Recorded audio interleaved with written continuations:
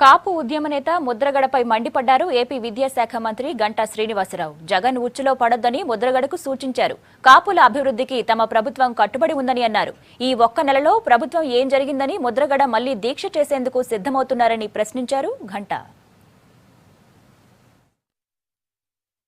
ముద్రగడ పద్మనాభం గారు మొన్న ఫిబ్రవరి మొదటి వారంలో దీక్ష చేశారు. దీక్ష చేసిన తర్వాత ఒక 3 రోజులు 4 రోజులు దీక్ష అయిన తర్వాత మళ్ళీ ఆయన దీక్ష విరమించారు. కరెక్ట్గా ఇప్పటికి 1 మంత్ కాలం. ఈ 1 మంత్లో ఎగ్జాక్ట్గా ప్రభుత్వం ఎక్కడ ఫెయిల్ అయింది, ఎందుకు మళ్ళీ ఆయన దీక్ష చేస్తున్నారనేది ఎవరికి కూడా అర్థం కావట్లేదు. అక్కడ జగన్మోహన్ రెడ్డి గారు ఏదైతే బటన్ నొక్కుతున్నాడో అక్కడ పద్మనాభం దగ్గర రియాక్షన్ వస్తూ ఉంది.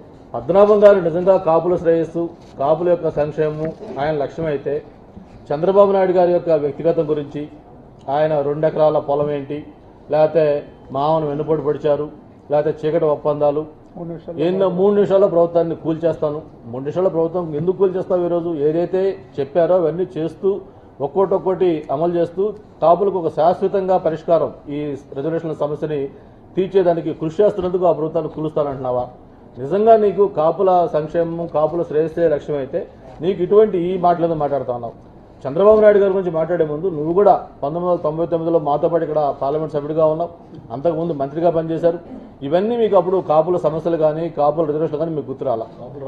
కాపులు రావద్దు కూడా మీరు బోర్డు పెట్టారని ఆ రోజుల్లో చెప్పుకునేవాళ్ళు. కాబట్టి ఇప్పటికైనా నేను మిమ్మల్ని ఒకటే కోరుతా ఉన్నాను, కాపు జాతి మొత్తం కూడా మీ వెనకాల ఉన్నట్టుగా మీరు వకాల్తా తీసుకోవద్దు.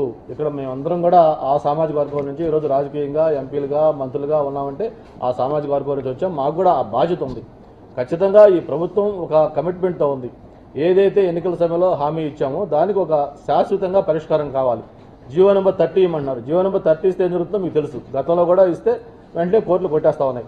అలా కాకుండా దీనికి ఒక పర్మనెంట్ సొల్యూషన్ కావాలంటే దానికి ఒక కమిషన్ ద్వారా రిపోర్ట్ తీసుకొని చేసినప్పుడే దానికి ఈ పరిష్కారం అవుతుంది.